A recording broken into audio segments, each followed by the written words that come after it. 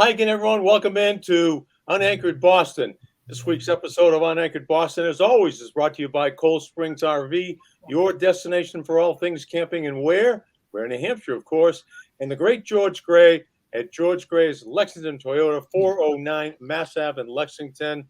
You will be a customer for life. Well, we've got a friend for life and a guest for life today. And Bob Lobel, tee him up and introduce him. And once again, he needs no introduction, but let him go. Let me throw this breaking news at you at this moment. Yep. Right now that Adam Schefter reports on ESPN that Aaron Rodgers has indeed a torn Achilles tendon and is out for the year. Done. Out now. Now that just came over as we're going through the introduction. Believe it or not, Lynchy, just as your introduction was starting, it flashed out that Aaron Rodgers is done for the year after 4 plays with the Jets.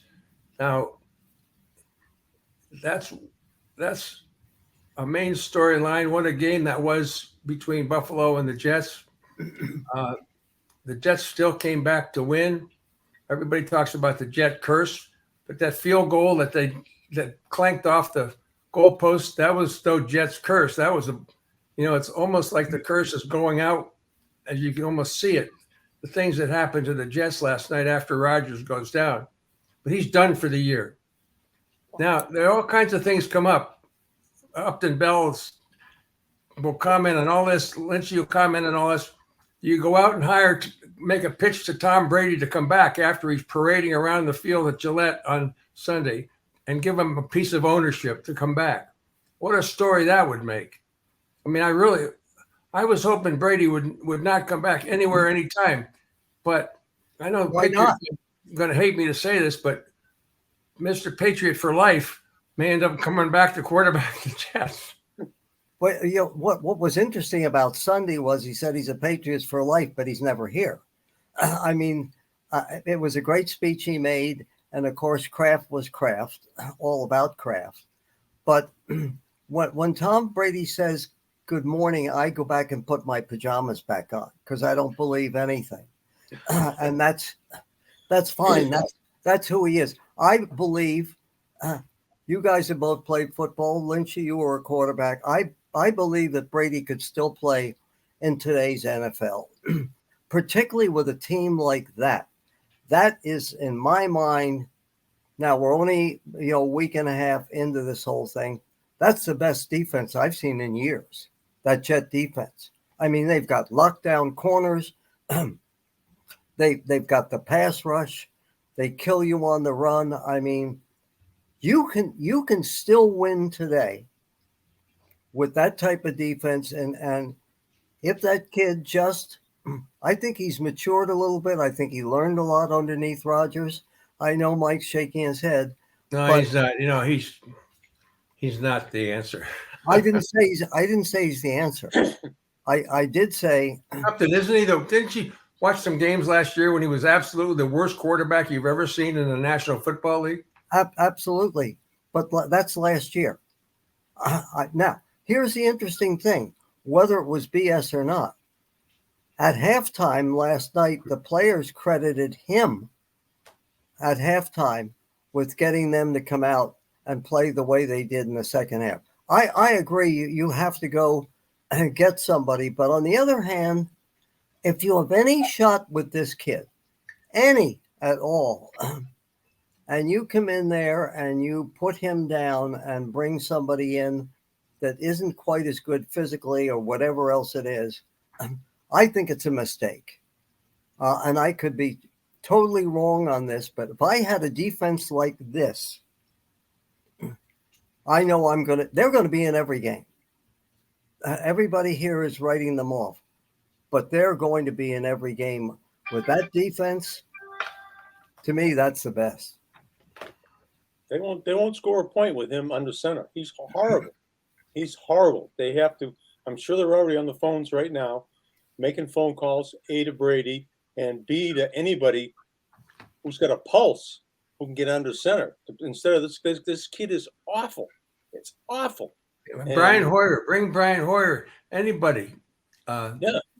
Well, they talked about Matthew Stafford this morning, and that's always a possibility. The Jets have they all have money, but the Jets have all sorts of money. Unlike the Patriots, they're willing to spend it. This So- is your first call up into Yee or Lynchy to Yee, Brady's agent. Isn't that the first call you make? Absolutely. Then you go from there. I would have called him last night because it was evident to me when he went down. That was it. And I've seen quarterbacks go down. I saw Unitas go down. I saw them go down. And the minute they went down that way, I said, see you later. That's it, particularly as you get older, which Rodgers is. But I certainly would be on the phone. But again, you have to be, I think, careful that even if we think this guy can't do anything at quarterback, you've got to be very careful with your own team. Because if you are saying to your own team, we don't believe in this guy at all, he's just a stiff. Until you get somebody in there and maybe work them in over a period of time, you got to be careful that you don't lose a lot of games, even with your defense in the meantime, while you're looking for somebody. They're in a terrible position. They're in an absolutely. Well, they are today, but they may not be by the end of the week if they bring somebody in like Matthew Stafford or one of these other guys. You think it's more of a psychological effect? You know what? You guys have been around players. I have been around players all my life, particularly football players. You never know what that mood is. And I've seen times when I walked into a locker room and thought, boy, everything's really fine, and it wasn't fine. And again, the guys bitch and moan, again, it's a long season. But this is a very crucial time now. They had a big win last night. And you have to really worry if you're Buffalo about the way they played. As good a defense the Jets are. Buffalo stunk.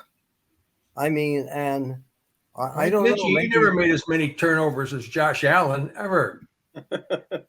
What'd you say? Who? Lynchy never made as many turnovers as Josh Allen or anybody. Well, you had a double threat with Lynchy because he could also kick.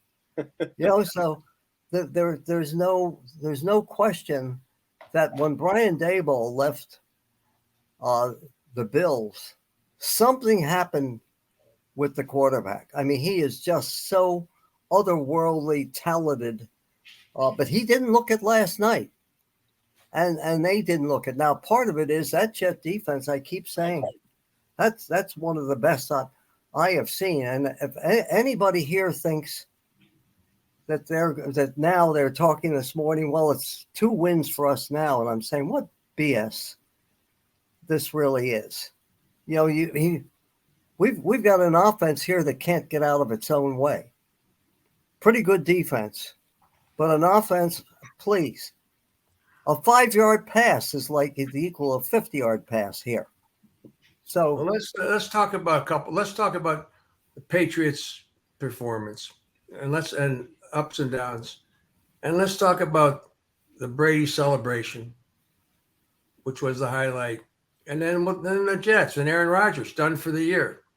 And these are 3 huge stories. And then, of course, the Red Sox playing a doubleheader against the Yankees today that no one knows about.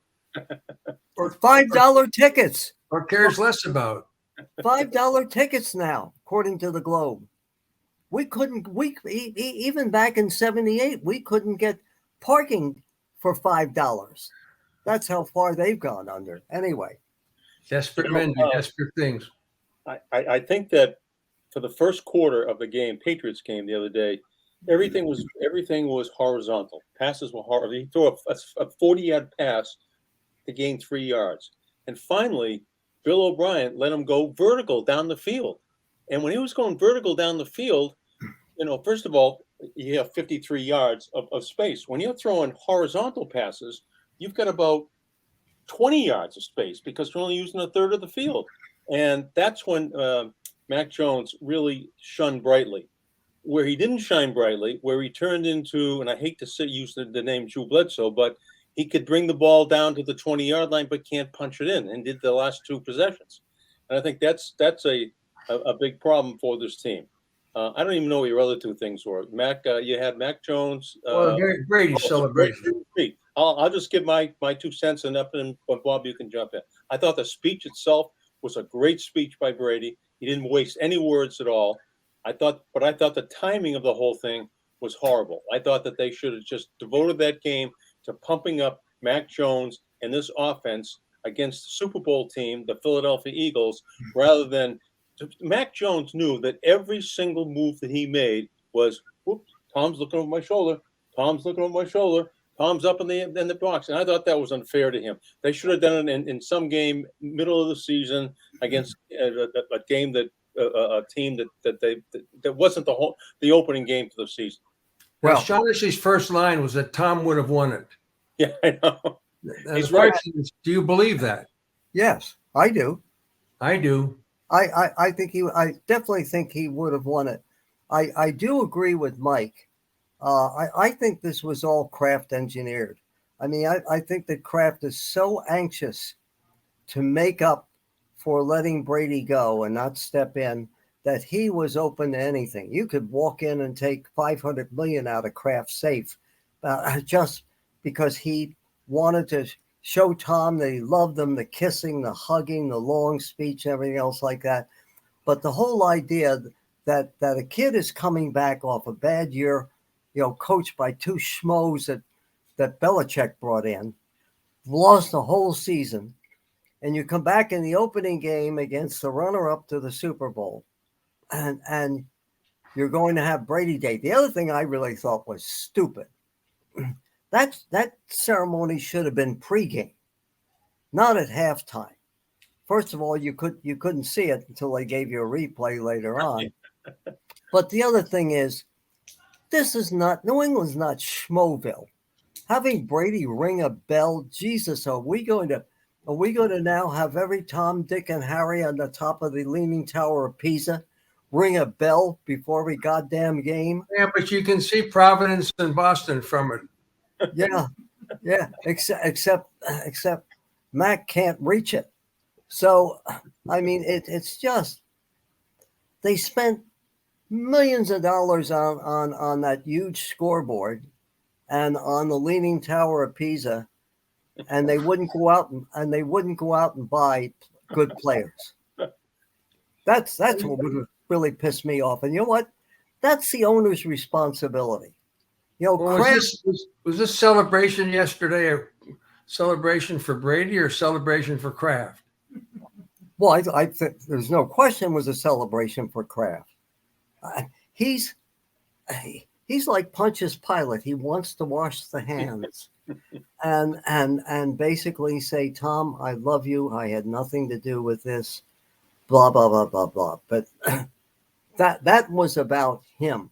That was asking for absolution from Brady, and he got it. He got the kiss and the hug and everything else. I do agree with Lynch here. I thought it was a terrific speech. By the way, Brady claims that he called Peyton Manning to get his advice on giving that speech on Sunday. So I thought it was the only part of it was any good was his speech. The rest, please, schmaltz. Hollywood schmaltz. You want to see a little bit of it, like the 2-minute things, the 2-minute thing that the Patriots played at tape. You got 2 minutes to watch this, Mike? Sure. All right, let's roll it and show you the 2 minutes that this was on Twitter and in the stadium on the giant scoreboard that blocked out the sun. So he has never experienced anything like this in a Super Bowl. Play tougher, harder, tougher, everything. Once down by 25, the Patriots are even with Atlanta. It's gonna be a hell of a story. Second and goal to go from the 2. Toss sweep right for James White. Diving to the goal! They have completed the greatest comeback in Super Bowl history. This is unequivocally the sweetest. Second-year backup Tom Brady into the starting role for this Sunday's matchup. It's our time, fellas. It's all for this moment. 1, 2, 3. Snap to Brady. Looks, starts to run with it. Is down to the 5, and he's in. Touchdown. Fires down the field. Caught. Stopping the clock at the Ram 36. Kick is on the way.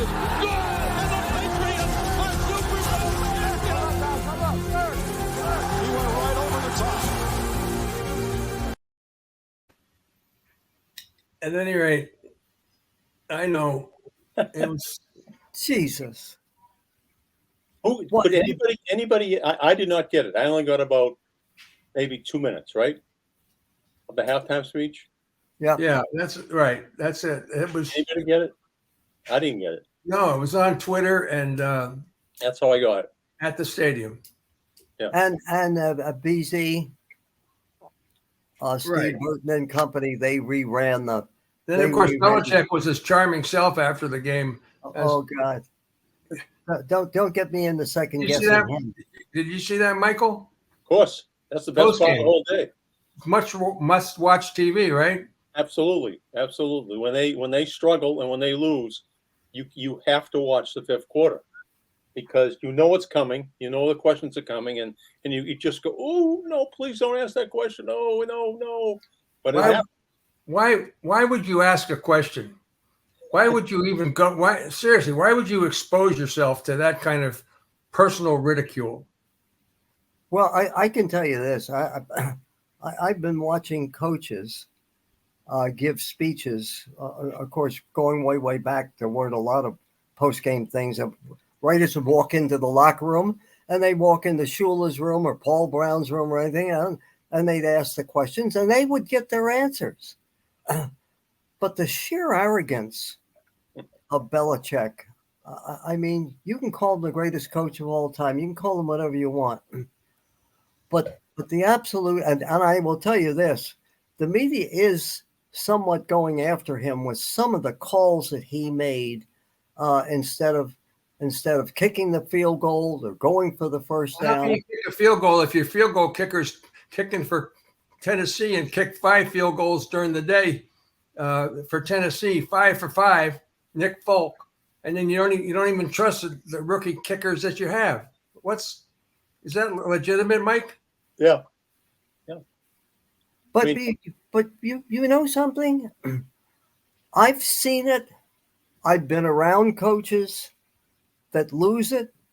And I'm not saying Belichick is lost the whole thing. But there is something there that I think and feel that I saw in other coaches, whether it was Shula, Paul Brown, you name them, the greatest.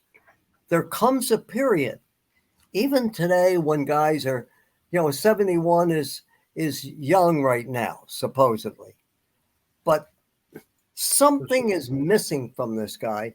And it's not just Brady.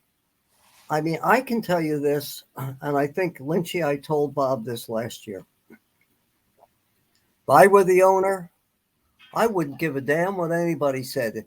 I would have brought Belichick in and said, okay, you're going to hire these 2 coaches with no experience whatsoever. We're going to lose a year with this quarterback. I just want to put you on notice. If this doesn't work out, you're gone. Now, we know Kraft doesn't have the balls to do this. But if you legitimately, if you guys are running a business and you come, even in your business, if you did in your business what he did last year, you guys would be out the door. We are. Huh? Yeah, no. We all even they very good, Lynchy. But look at it. That was as good as it gets right there. It was great stuff. How do you get away with this? Here's how you get away with it. You step aside and you let Jonathan become the president of the team and have the blood on his hands, not on your hands if you're RKK. Agreed? Yeah, but what father would do that to his son? the 2 people who were standing behind Tom Brady on Sunday afternoon at halftime, those 2 people, Pontius Pilate and Pontius Jr. Right. But look at that. Look at that. I'm trying to think all the way back of all the bad situations I've seen and the bonehead moves that maybe coaches have made. And yet I consider this the most egregious thing I've ever seen. I mean, you don't, I know this, you couldn't get away with it. If you walked in let's say whether the owner was Carol Rosenblum would cut your throat in a minute. If you walked in and did that, he might fire you before you even hire these two guys. So I think with all the credit that's being given to Kraft, well, he got him to bring in Billy O'Brien, and he got him to do this, and he got him to do that. Do we really know that? Do any one of us really know? He's taking credit for it, of course. Cough, cough, whatever it is. but when you really look at it, I'm looking at it as a hard realist. That's why I'm not in the game, because I don't believe in all this diplomacy and BS. The bottom line of the NFL is the bottom line. You win, you stay. You lose, you don't. If Belichick doesn't get Brady, and I'm not denying any of his defensive genius and everything else as a coach, if he doesn't get Brady, where is he? He's in Palookaville. That's the NFL. Well, his record does not disagree with that. I mean, if you go, it's been pointed out, the record with Brady versus the record without Brady, blah, blah, blah. But you also mentioned, I want to ask Lynchy what he thinks that Belichick is missing. You said he's missing something. Is it humility? Is it a sense of humor? Is it what? Mike, go ahead. He misses Ernie Adams greatly. When Belichick is on his headset, the sidelines, he wouldn't talk to the offensive coordinator, defensive coordinator. He'd listen in and monitor the conversations. But everything Belichick said, everything that came through his lips, was aimed at Ernie Adams. What do we got, Ernie? What do we got? What do we got, Ernie? What do we got? What do we got, Ernie? What are we doing? What are we doing? What are we doing? He misses him greatly. And you can talk about Dante Scarnecchia. You can talk about Josh McDaniels. What is he missing? But I think he's missing Ernie Adams. And Ernie also was a guy that would be a calming influence on Bill. Every time we look at Bill now, he's got his headset off and he's like, what's going on? What that?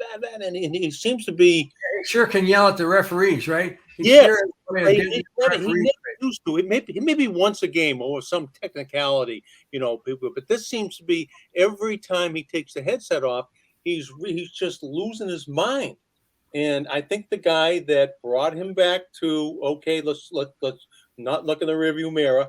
Can't look at what just happened. Have to look at what's going on now, is Ernie. There is no Ernie anymore. And there's no other senior voice in his ear. There are young voices in his ear. There isn't a veteran voice in his ear, like Dante Scarnecchia or Ernie Adams. What else is missing? Well, I would say one more thing, Upton. You know what else is no longer around, and that's the committee that you're on to pick members of the Patriots Hall of Fame, because the Kraft basically picks members of the Patriots Hall of Fame. He decides who gets in and who doesn't get in.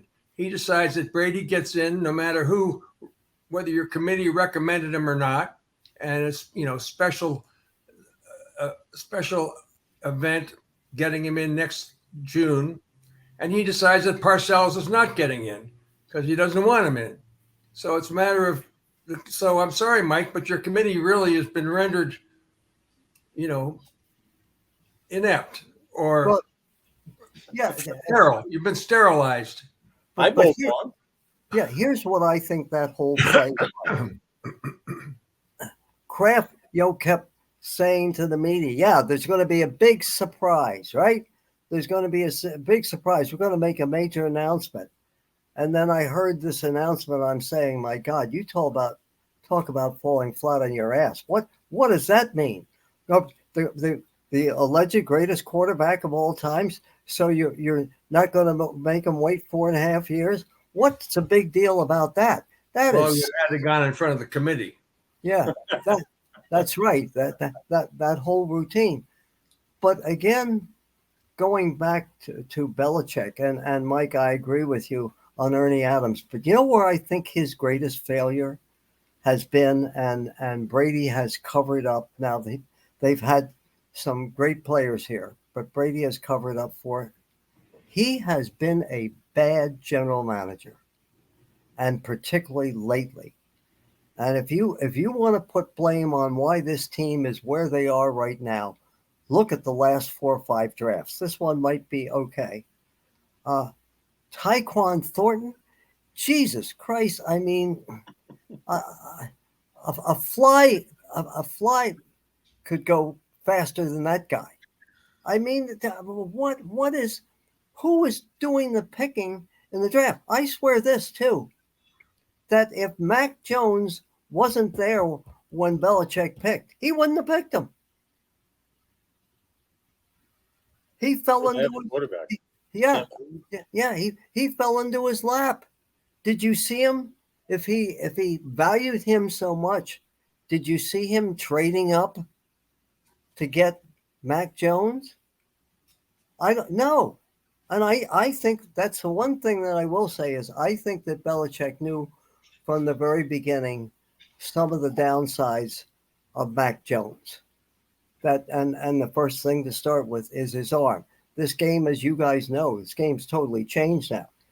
Whether you like it or not, it's the big, strong, quick athlete with a gun for an arm, who can run with the football, who can escape.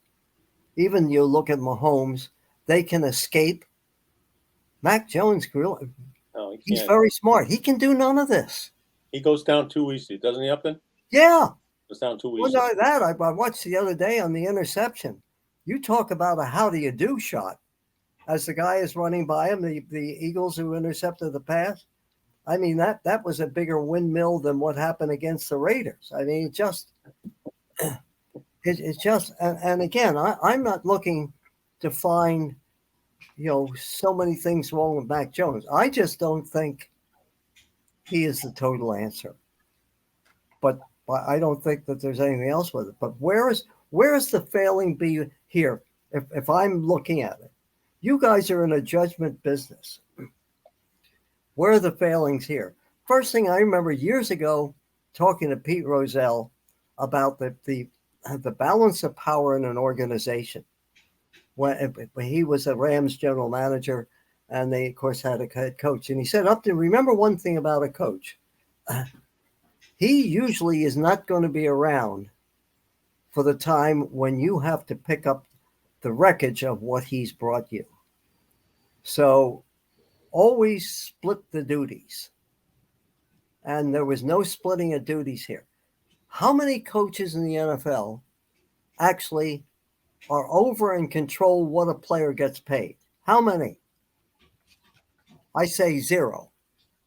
How many coaches totally have total control over the whole operation? And that's it. Yeah, go ahead, Lynchy. One. He's got complete control over everything, and it's driving Robert Kraft crazy. But he did it, Mike. He did it. One of the things that Kraft said, and I remember when Kraft owned a piece of Channel 7 with David Mugar, and then screwed Mugar when Mugar was looking for the money to keep them going. And one of the things that Kraft always said, he said, I run my business by giving control to one person, and they're responsible for the whole operation. So I know when something is wrong, they're the people I go to. That's good in an organization, in a business organization. That is not good in football, where you don't have some balance, counterbalance, where you don't have a general manager and a coach, at least equals. You don't have to necessarily put the general manager over the coach. But look at it here. Look at how many players, again, left here unhappy. The ultimate is maybe one of the greatest quarterbacks in history left here because they wouldn't pay him. So when I look at somebody's record, and that's what I look at. And that's but he's Patriot for life. Huh? Yeah, but he's Patriot for life now. Right. I mean, come on, everything's got its trade-off. Everything's got its, everything's got its value. We want to talk about one of our friends for life and business friends for life, and that's George Gray of George Gray's Lexington Toyota. You're thinking about a new vehicle, go where Lobel and Lynch go. Go see our good friend George Gray at George Gray's Lexington Toyota. Lobie and I have been customers for years because we know George Gray will treat you right. He treats us right. He treats everybody right. They're a family-owned and operated dealership that we trust, and you can trust as well. Go see the great George Gray at George Gray's Lexington Toyota, 409 Mass Ave in Lexington. He's one of the great guys, one of the great owners, and maybe Robert Kraft should take a lesson from George Gray, right? Well, he is the owner. He's the general manager. He is the coach. He is this, he does it all. He's the quarterback. He does. And they have the greatest service available. What can more? Even let's unemployed ex-sportscasters come in and negotiate a great deal for a car, and Lobie and I have been doing it for years. So, but George, you don't have a job. But George. So shouldn't George be called the big wheel? Yeah, the big wheel. Big wheel, right? No, he's the big wheel. I like that. What you know what? When you own a football team, and I know the owners today have changed a lot. They're business people more than really sports people. They are truly bottom line, most of them. Those days are over of the sportsman owner. Goodbye. But if you're a bottom line business person, again, do you give a coach? Most coaches get fired. Do you give the coach total control over your team? Think about this. I remember one time having this discussion with Don Shula, who everybody hates here, but he said, Upton, I never want to be in the position. He doesn't hate him. Belichick's just chasing him. Yeah, well, that's true. And remember, Shula set the record of playing only 14 games a year, not now 17. Sometimes 12. Huh? Yeah. And sometimes 12 games a year. That's correct, Lynchy. So when you look at what happened here and you see that one person is charged, one thing Shula said to me is, I never want to, this is years ago. I said, I never want to negotiate contracts with players. And I said, why? He said, because all you can do is make enemies. And think of how many enemies left here. Maybe they were already finished. Maybe they weren't good anymore. But your head coach had control over the player. And you don't want your head coach to have, you want him to have control over the player on the field, the player that plays for him. But you don't want him to have control over his contract. You don't want him to have sole control over getting rid of somebody. Hey, Upton, let me ask you a question about Shula. Did he take the snowplow game to his grave? It really pissed him off. I know that because I talked to him right afterwards. And what pissed him off was he said, I'm going to make sure that rules change. He was big on this, and people really find this hard to understand about him, particularly in the cynical world that we all live in. He said, I live and die by the rules. And he said, the Patriots didn't live by the rules. Now, you might say that's corny, old school, whatever else it was. But that's, I would try to kid him about it. But every time I tried to, it really pissed him off. So probably not. Steve Grogan told us last week that he had Mark Henderson. He asked Henderson to sweep the sideline, the inbound, so he'd know where, like if he was throwing a pass to the sidelines, he'd know where the out of bounds line was. Well, Henderson went down the line, and all of a sudden he went and banged the left and came out. But he usually, John Smith liked to kick. In those days, he was 7 yards from the line of scrimmage when he kicked a field goal or an extra point. But John Smith always liked to go 7.5 yards. But Mark Henderson screwed it up and cleaned the spot 6.5 yards from center. So that thing could have been blocked and never have gotten off at all. And that would have been something. But that was a 3-0 game, and Steve Nelson got the game ball, right, Lobie? Yeah, he did. Because their defense shut out the Dolphins. But where would you put Belichick in the coaching? Parcells, Shula, Brown, Hallis, right? All Andy Reid, or where would you put Belichick? Well, I mean, if I was being honest, I would. Yeah, we want you to be honest. Paul Brown to me was the Moses of football. He brought everything that's still in the game today. He was as brilliant a tactician as I've ever seen. And Belichick's father would agree with you 100%. Yeah, and you know it's funny because Belichick's father used to come to Colts training camp, and he ended up rooming with me. And I think he brought Bill one time. Loved his father. His father was a total opposite of this guy. Outgoing, fun, kidding around, the whole routine. But when I look at it, Paul Brown would be number one. Shula would be number two for this reason. And people say, well, he didn't win the ultimate with Marino. And that is absolutely true. But look at all the different quarterbacks that he took to the playoffs, including probably the greatest feat I've ever seen. People forget a guy by the name of David Woodley, who was their quarterback, that he was able to take to the Super Bowl, and they came within one John Riggins run at the end of that game of winning a Super Bowl with nobody. So he won with a running game. He won with the passing game. He won with Greasy. He won without Greasy. Did he have a bad Super Bowl record? Yes, he did. But look at the 6 Super Bowls the Patriots won.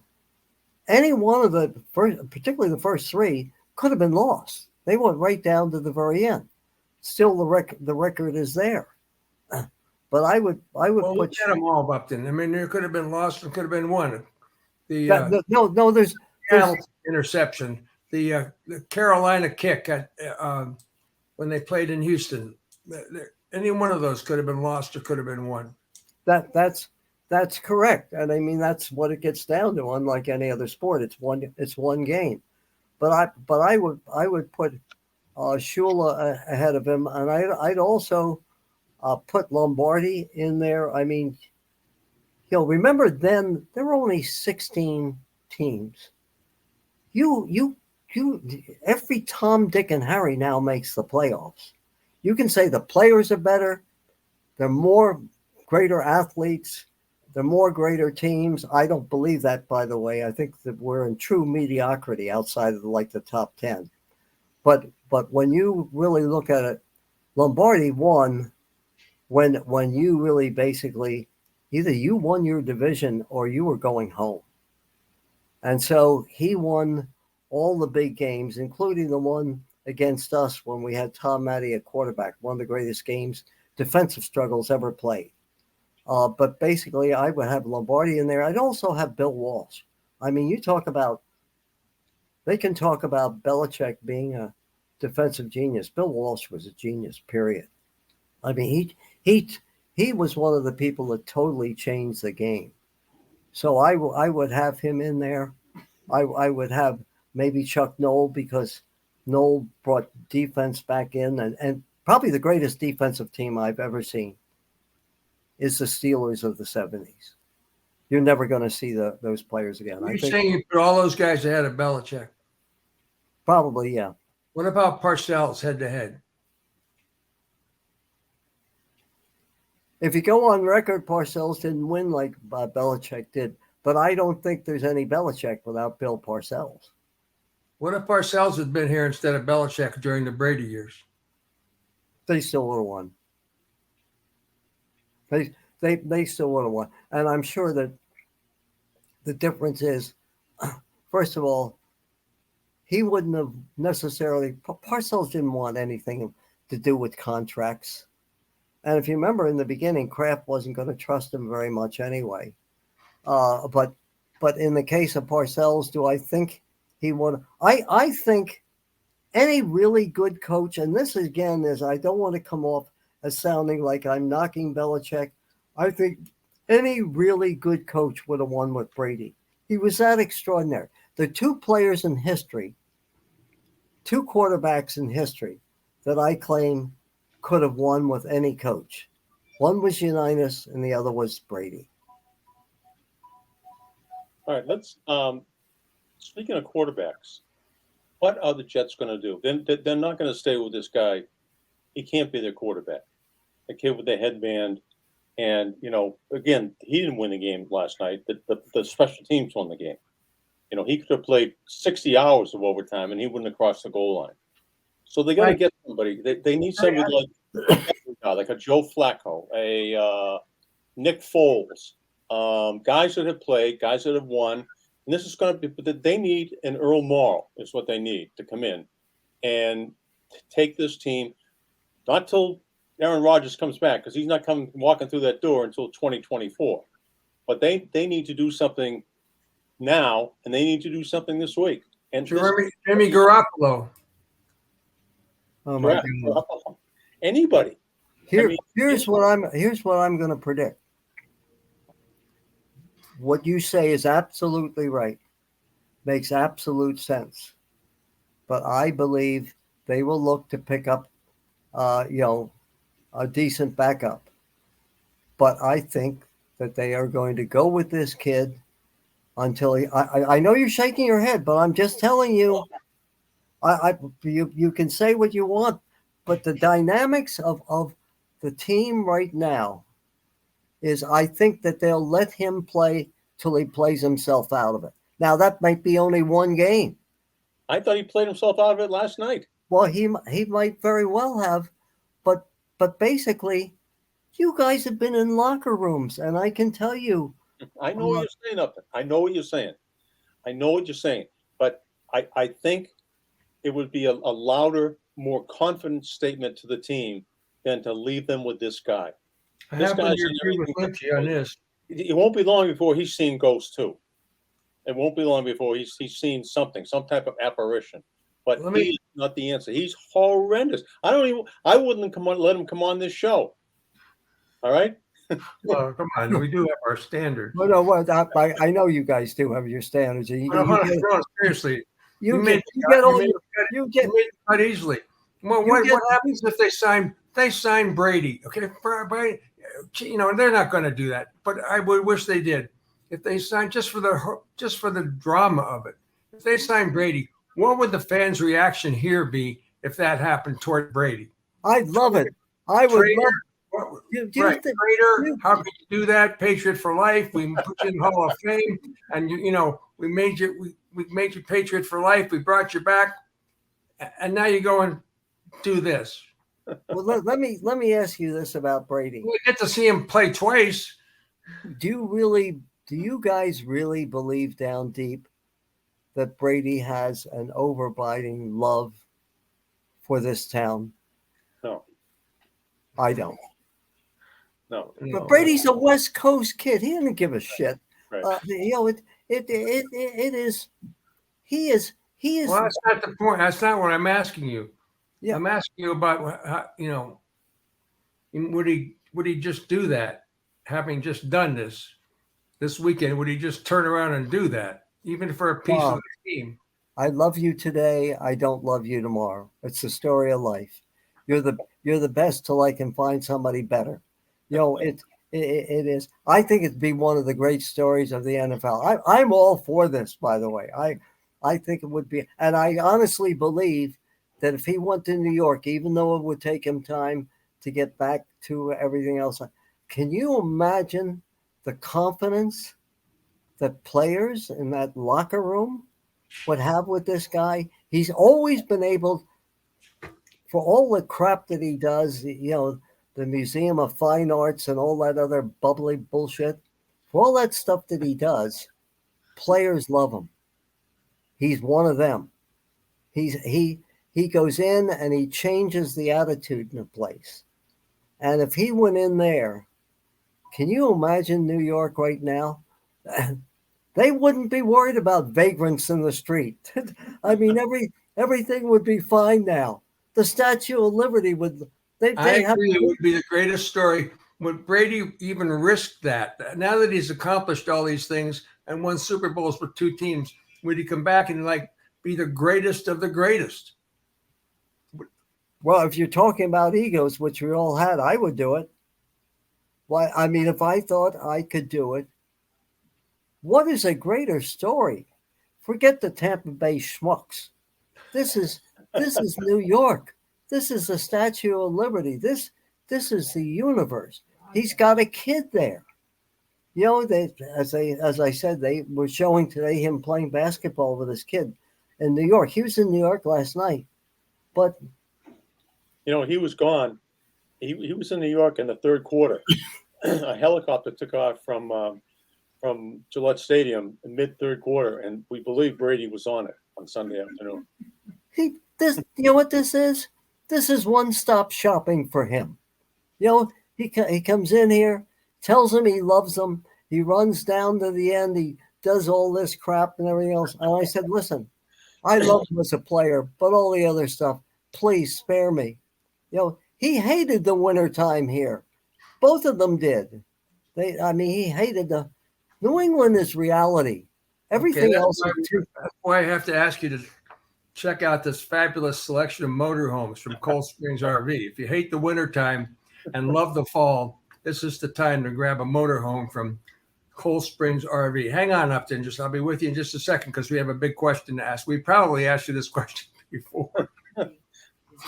Go check out the deals and enjoy the pressure-free environment. Go up there, look around, browse for all the possible things you want. A large display of pop-ups for summer camping fun, for fall camping fun. It's all summer's long gone, but fall's here to stay, truly. So get on up to Cold Springs RV. Check them out online, coldspringsrv.com. It's that simple. Make it a fall to remember with a camper from Cold Springs RV. Cold Springs RV in Ware, New Hampshire. Where?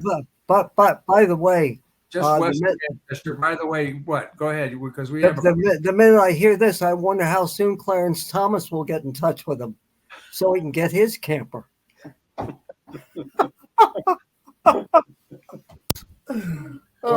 We all remember John Madden wouldn't fly. He had a Madden Cruiser. He'd drive, everywhere cross country. Well, Cold Springs RV is still in production stages, but they're going to design a Lobie Cruiser, and we're going to let our guests take the Lobie Cruiser cross country. Everyone's going to get a turn. Please, right here. I hate flying. Right here. The one thing I've always wanted to do. I remember John having. Let's interrupt the host. Yeah. Oh, are you kidding, Joanne? Yeah. Joanne, we got a camper. Jesus, this saves my life. But you can't take Joanne. You have to take somebody else to ride shotgun with you, and it could be someone from the present, someone alive, someone are dead. But unfortunately, Joanne is going to have to wait. You get to pick who rides shotgun with you cross country. So who would it be? And Lynchy and I are out. We're not part of this. But here's the problem. Since my accident, I can't drive anymore. So all right, this person will drive. You go shotgun. Who would I pick to be a shotgun going across the country? We're not eligible. You're not. I've got a couple of ideas here. Well, okay, we'll crystallize them real fast. Oh, you can pick Belichick if you want, Brady. I don't care. No. I wouldn't want any of them. What's the name of my favorite singer? Lover. Tony Bennett. No, he's dead, for Christ's sake. Joanne, who's my favorite singer? I can't remember her name. How the hell are you going to drive across country with her? I skipped it because I was so zeroed in on with you guys on. If you don't take me, you're not. Joanne, help her. No, Joanne, help him out. What's her name? What's her name? What's her name? She appeared at Shape. Not Shape. Taylor Swift. Taylor Swift. Yeah. Joanne Okay, says, give me a break. Joanne says. I thought you were going to say Aaron. I thought you were going to say Aaron Rodgers or someone like that. No, me and Taylor Swift. Yeah, okay, well, that's not a bad. You'll have to fight. She has a place in Rhode Island. I used to go to this place on the beach that looked up on her property, which is one of the most incredible properties you've ever seen. And she used to perform up there for her guests. I could never get into the property, but Taylor Swift and me across the country, believe me, we've moved mountains. That's a pretty good answer, Louie, huh? Yeah, that was one of the better answers, actually. I thought you were going to pick Margot Robbie, but Taylor Swift would be. I want to check the Jets' schedule coming up here. Can I just see what? Yeah. Well, let's talk about the Patriots' schedule. They got the Dolphins, the Cowboys, and the Jets, right? Jets, Patriots, Right. Dolphins, Jets. Patriots, They Dolphins, Jets, Cowboys. and I had picked them to go, to lose all of those games, right through the Cowboys. Okay, the Jets play Dallas. They're at Dallas. You think they're going to beat Dallas with Watson or whatever his name is? Zach Wilson. Yeah, not Hack Wilson. His headband will make difference in the game. I'll tell you one thing. Right. They put Don't believe Dallas. Here's the Jets' schedule. The next 3 games are Dallas, New England, and Kansas City. Good luck to you. Good luck to you, Zach. Wow. Wow, it's right. Then Denver and then Philadelphia. It's no picnic for them either. No. They're in trouble. That's why they have to do the veteran thing pretty soon. The guy that they lost, I forget his name. It was a backup. He was pretty good. Mike White. Yeah, he went to Miami, right? Yeah, he's in Miami. Yeah, he'd be perfect right now. Perfect for that team. But they cannot go to bat with Zach Wilson. They can't go one game with him there. They got to bring somebody in like Joe Flacco or anybody. I want them to be good. I want them to be competitive. Flacco is a stiff. He's been a stiff for quite a while now. That maybe you go back to even. You seen Zach Wilson play? Huh? You talk about stiffs. Have you seen Zach Wilson play? No, I know that. But what I'm saying is that maybe you bring back Matty Ice, somebody like that. I know he's doing TV now, but the guys that went to certain places. They probably wish they'd signed Bailey Zappi at this point. This could be like Bob Gladstone sitting at Harvard Stadium when the PA announcer asked him to go down and get dressed and go in and play. Why couldn't that happen to the Patriots on Sunday? There was a case in the National Hockey League when the referee got hurt and they called somebody in from the stands. Well, what's wrong with a rule from the National Football League? Okay, you're allowed to pick one person from the stands during a game if you need to. Tom Brady, come on down. Or Fireman Bob, that guy from there. I mean, this could be one of the most fascinating weeks in pro football. Now, the other trend, at least through the early weeks, and something I claim that the NFL has really screwed up, but they don't care, and that is nobody hits in training camp anymore. Everybody saves themselves because now they see 17 games they're going to have to play on Thursday night. And to me, it's really hurt the game because through the first 3 weeks, you're not really going to know a lot. Look at the games so far. They've all been defensive struggles in a league that, they want to throw the football every 10 seconds.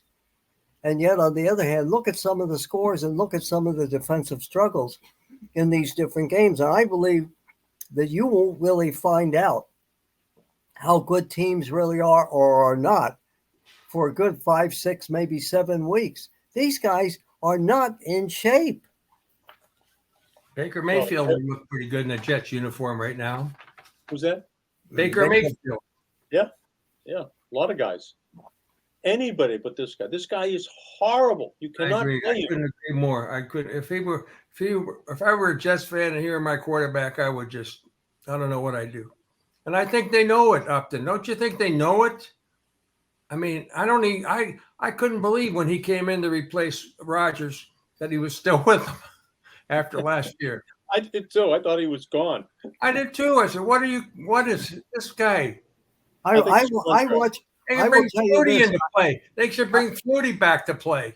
I watched his training camp stuff on Hard Knocks, and particularly one game he played in, and it seemed like Rodgers had really taken him under his wing. I mean, there's no question the guy has. What does it mean? Is he going to go Is he going to go meditate for 4 days in the dark? He could be, but there's no question the guy has great physical talent. But who knows about the rest? For flag football. Huh? No. He has potential in flag football. That's about it. He's awful. Awful. Upton, how could you, as my general manager, how could you not bring someone else in? Oh, I would. Yeah. I would. But remember, even if you bring somebody in, the game's changed so much, you've got to get that person up to speed. I mean, they're not going to be up to speed for 2 or 3 games. What does up to speed mean? They're in a whole new system. They've never done the system before. Well, you throw the ball or you run the ball. What's the difference? Well, it's not that simple. Isn't it just terminology? It's timing. There's a lot of things involved there. I mean, it's just you're going to have to simplify everything in the beginning to bring somebody into totally a new situation. I mean, every year, if that's the case, even Rodgers, when he came in, look how long it took him and them to develop a whole new routine. I mean, they changed everything on the way they're doing. I don't think it's as simple as you guys think it is. I mean, they have to do it. They have to bring somebody in, and by now they might already have somebody in. But again, that's going to take time to get them up to speed. The only thing that saves them is that they really have a good defense. That's it. Good punt return team. They just rely on 4th down every time. They'll rely on scoring a touchdown every game. They got a kicker that can kick it in the clutch, off the post, off the upright, and have it in the biggest kick of his life. Have you ever seen a team more cursed than the Jets? Well, I thought that they had passed it last night when they beat Buffalo, but no, apparently not. No, it's come back. I mean, I have one question to ask you, and I've always wanted to ask you this. What was it like working with Arnold Palmer as the head when you were the owner of the Charlotte Hornets? The best. He gave me the Charlotte Hornets. He gave me a gold Cadillac, and he said, "You can keep that Cadillac, Upton, as long as the team is here. The minute that they're gone, if they're gone, I want the Cadillac back the next day." But he was great. He would come to all the games, and he would tell the TV cameras, because who did my TV? And one of the most fascinating conversations I've ever had with anybody, Ted Turner did all our TV. I remember one time he flew in and from Atlanta, and he owned also a station right in Charlotte. So he comes walking in. This is 1975, 74, 75. Naturally, no socks, feet up on the table. Bill Lynchy, no socks. Yeah. Feet up on the table, telling me how it's done. And it was a fascinating conversation. And then he said, I got this new network I'm probably going to found. And I said, well, what's that? He said, Cable News Network.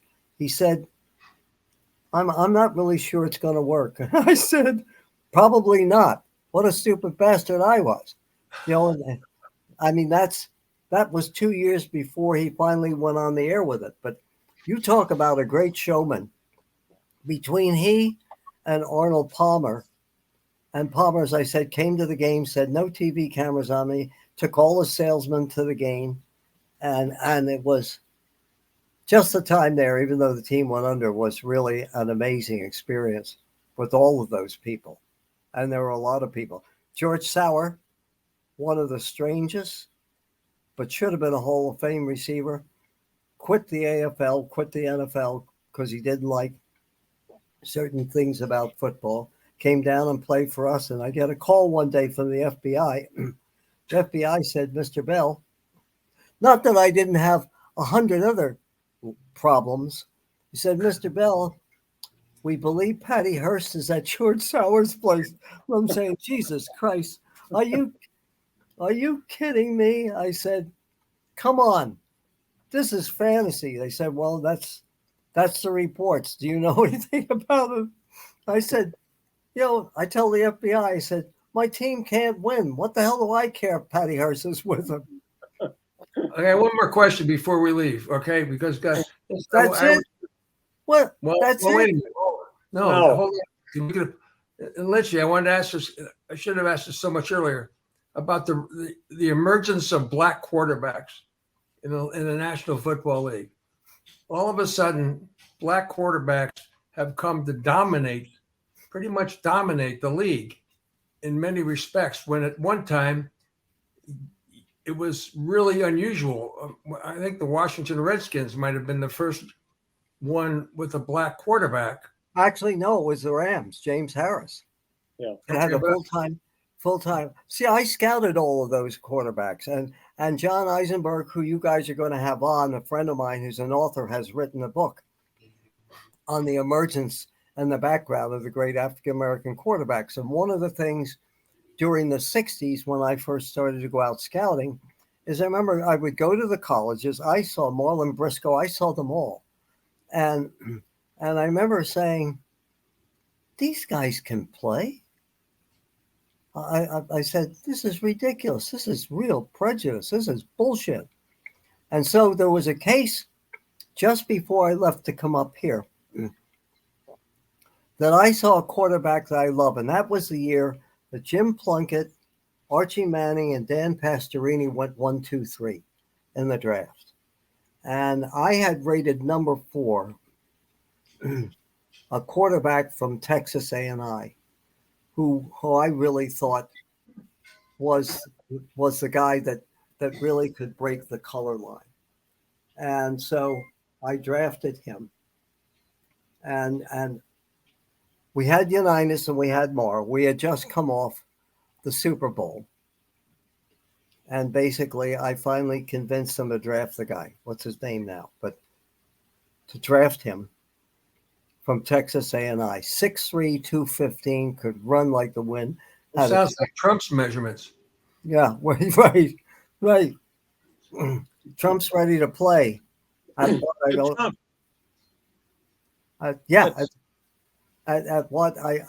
don't know, but anyway, I always thought I talked to his coach was at Texas A&I, Gil Stanky, and Gil Stanky I knew because Gil Stanky played for the Philadelphia Eagles back in the 40s, and he was his quarterback coach and head coach, and he said this guy is ready to play.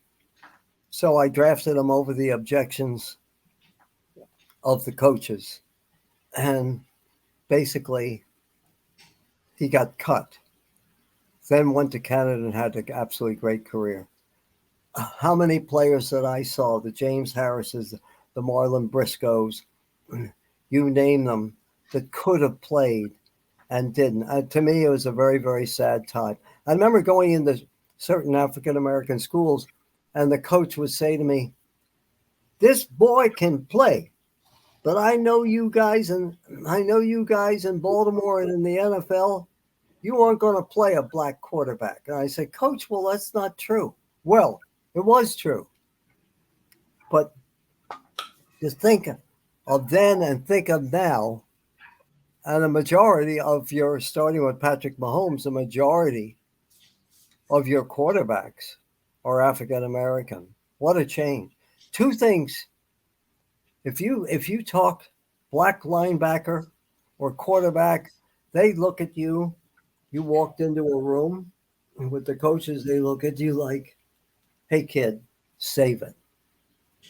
So John Eisenberg written this book, and he'll be a great guest for you guys. He's a great writer. He's written on the Orioles, written baseball, written football, one of the best writers in America. But that's his whole book. It's about the emergence of the black athlete. But what happened to a lot of them? Marlon Briscoe went into Denver and basically helped them save their season. And then when he came back the next year, they said, we're moving you back to wide receiver. Imagine how much that would piss you off if you're Marlon Briscoe. Well, what could he do? He ended up signing with the Bills back again as a receiver. Tremendous athlete. Lumpy, thank you so much for helping out the two unemployed sportscasters here, and made our day. And who knows, a lot. I can guarantee you, but we're taping this on Tuesday, September 12th. So much is going to happen, and so much is going to happen between now and next Tuesday, the 19th, when we open up the microphones again. So thanks, Uppy. Like local sportscasting might come back into business this week. Jesus, yeah. I mean, you guys should have me on every week. Anyway, one of the things I will tell you, if you would publicize, is my collection at UMass Amherst, which takes a look at football, college, and pro game from the 1880s to today. And here's something I'm not sure I told both you guys, and I'm not sure how many people I told, but we have found letters between Abraham Lincoln and my great-grandmother. Really? And they're in the collection. So there's great history there. My grandfather was the founder of the NCAA and negotiated with Teddy Roosevelt not to close football down. But all the great names that you've seen going starting then all the way through to today is in there. And your interviews, I'll get a copy of it from you people. All your interviews will be in there. You guys will be immortalized in this. We'll be famous, Bob. Well, it's about time. All I can say. We've waited around long enough. Good things happen, or bad things happen to good people, but good things happen to good people too. How much do you think all this cost me? Huh? How much do you think all this cost me? I wanted to show. Look at that. You can't see that sign down here. You can't. Hold on a second, Upton. I'm going to show this. Hold on, Lynchy. Okay. I did a lot of work to get this out. Oh, wait, a stupid chair. Upton Bell. Wow. Nice. I've got the sign. Hey, Bob, I've got the sign. Lynchy, get this. Lobel and I, it's the first year we're doing the show at BZ. So Lobel and I went to New Hampshire and had a few drinks. And the next thing I know, Lobie says to me, let's go to my street. And we went to his street. And how do we cut that sign down? Well, I got a ladder. He got a ladder. I'm saying, holy Christ. You know, it was a street sign. It was called Upton Lane. Upton Lane. That's where I lived, on Upton Lane in Goffstown, New Hampshire. That is in the collection. With you, so I actually stole the street sign, and I apologize to the people in Goffstown. But tell them it's like being with Abraham Lincoln. But this is really an important artifact, and it's in the collection. He's actually signed it, Lynchy. But there we are, you guys. If we get caught, you know, there's Lobel sewing this Upton Lane off the thing, and I'm saying, holy Christ. If they catch us with this, we'll be out of a job. But except I almost got electrocuted. That's That's right. That's right. Holy God. All right. Thanks for being with us, Upton. This is it, right? That's it. It is actually. Yeah. You guys don't want to do another hour. Okay. No, we can't. No, it's all right. Sorry, we're busy. We got things to do. We got to try out for quarterback for the Jets. Bye, Upton. All right, guys. See you later. Good job, Lynchy. All right. See you next week. See you next week, guys. Well, you won't see me for a while, but I'll see you next week. All right. Hang on, buddy.